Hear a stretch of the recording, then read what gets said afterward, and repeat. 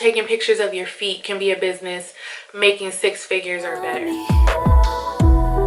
If I swallow my fears, keep my message in a bottle, put a lock on my tears. Hey you guys, welcome back to my channel. If it's your first time here, my name is Ashley.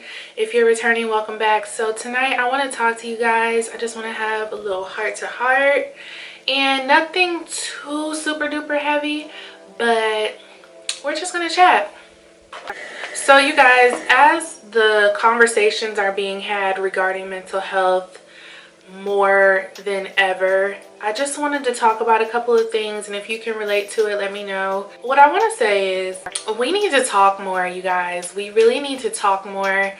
I feel like this generation right now has access to the most information, the most convenient information, which is held right in the palm of our hands every single day.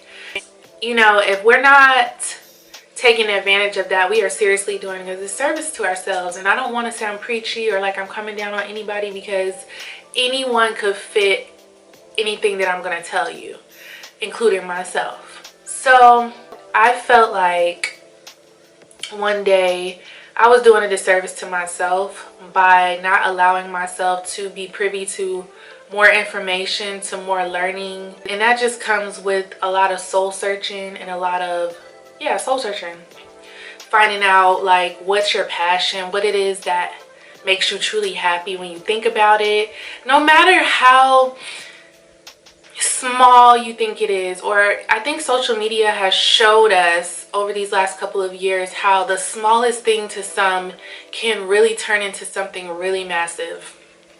More than ever, people have businesses for anything you can think of. Literally taking pictures of your feet can be a business making 6 figures or better.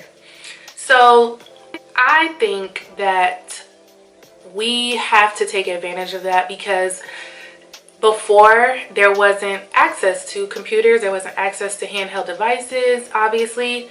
And so people had to read books. And if you were working all the time, you didn't have time to read books when survival was really survival. So now we're in the age where our mental health is the topic of discussion, because people are more depressed than ever. People want to know why they feel this way. This is a fast moving period of time, so people literally have to be well in order to survive right now. Mentally, depression is taking us out like flies. So you guys, I came across this article in Time magazine, and it stated that 17 million US adults have experienced at least one major depressive episode in the past year. And this just came out in December of 2019. This is the cover. This is on Time magazine, A New Understanding. So this is not a tool to use mental health as a crutch or to allow it to stifle us, but to expand our knowledge about it in every capacity so that we can understand what it is that we're really facing and what people are going through. 50% of all lifetime cases of mental illness begin by age 14. Around that age is the first time I literally felt depressed. Like, mine goes all the way back to childhood. It doesn't always have to be something that happens to you. It doesn't always have to be like depression could really strike without reason, or in my experience, like it can just come upon you. And that's why it's so important to get in tune and for us to have conversations and not be afraid of it, because there's no reason to be afraid of it unless we let it spiral out of control. We don't take the necessary steps to heal ourselves. And it's not only about medicine. It's not only about taking pills. It's also about conducting yourself and thinking about getting to the root of the problem, like I said before. So important. And whether that's therapy, like I always tell you guys are going to get tired of me saying therapy, because only professional, licensed, degreed people can truly understand what this is without people telling you what they think it is, this, that, and the third, because literally it's nothing to play with. 1 in 22 U.S. adults has a serious mental illness that limits or interferes with major life activities. You guys, this is a real thing. So, you know, I've not read all of it, but I also have a post that I want to share with you guys and talk to you guys about it. But one thing I want to say is that we already know for the most part that mental health is a serious taboo subject in the Black community, and even people of color, not just Black people.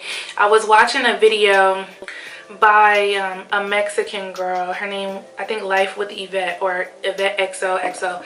I can't remember specifically right now, but I did get to catch one of her videos this morning, and she was just saying, you know, in her community, that's not something that they can openly just discuss. And I have some experience with that because I had some family members through marriage that were of Mexican background. So those type of cultures, the people of color cultures, the Black people cultures, that's just stuff that we just don't talk about.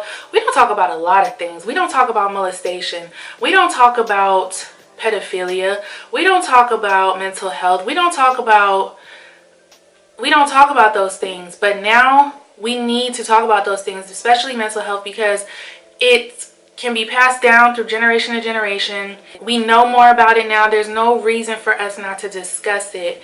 So it stifles our growth as a community, which inevitably stifles our growth individually, and we become unrelatable. I'm not going to make this video too long. I was also having a conversation with someone. I will leave them anonymous completely, but she was telling me, you know, we've all been touched.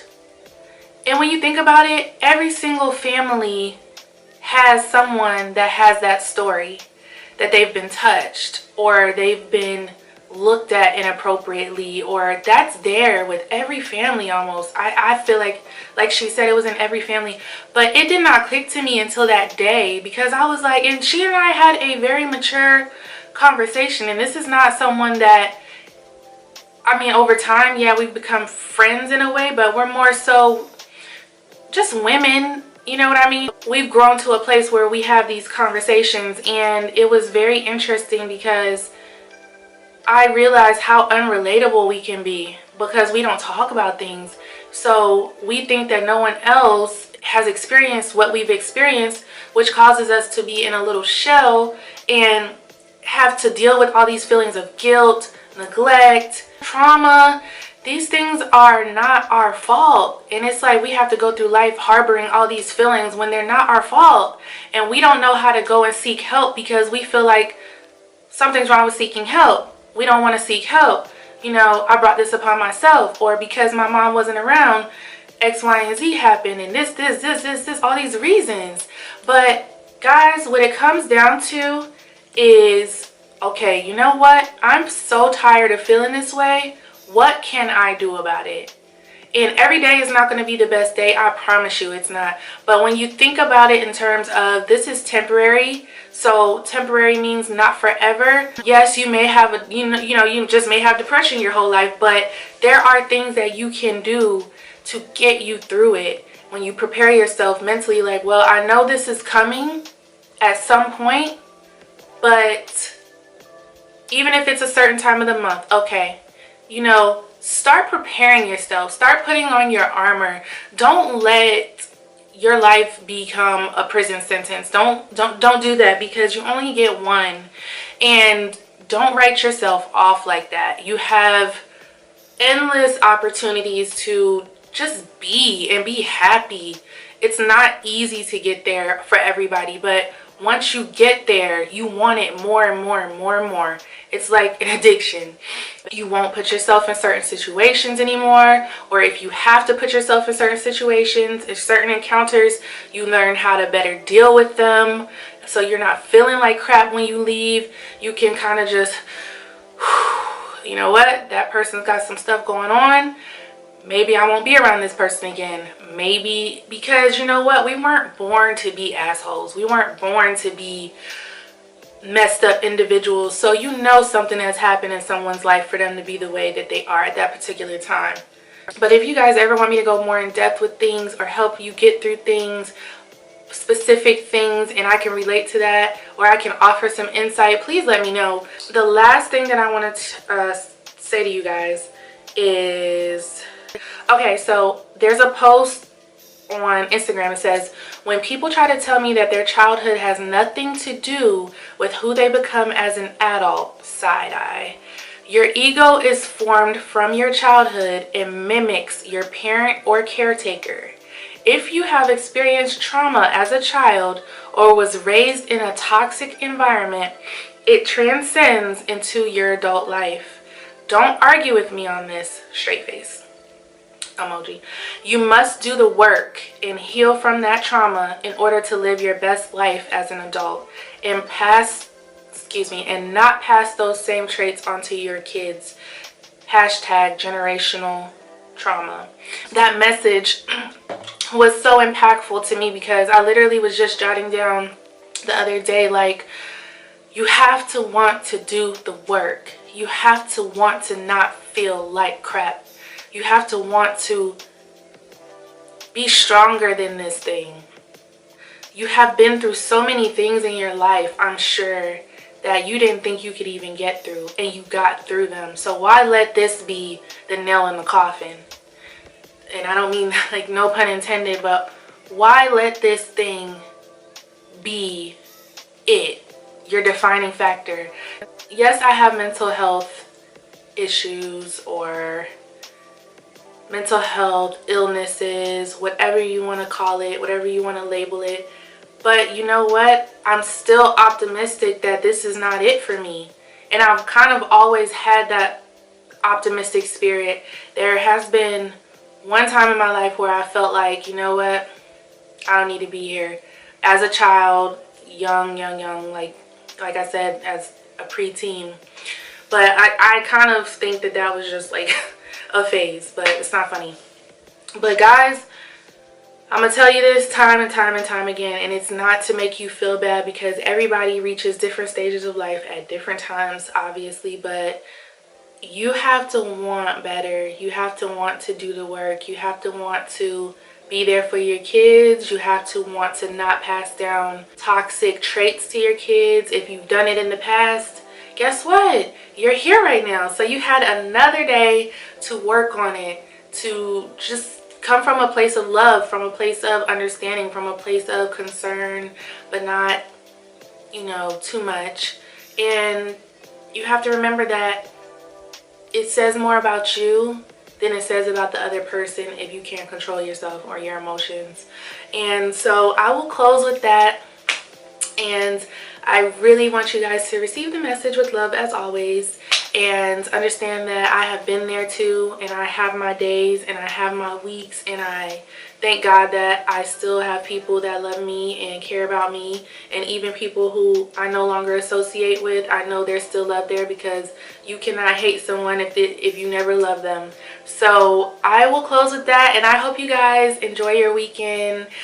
I want to say thank you so much to my subscribers and my supporters, and I really love getting you guys' comments, and it really helps me to keep going with my message, whatever it might be. And so I just want to help everyone.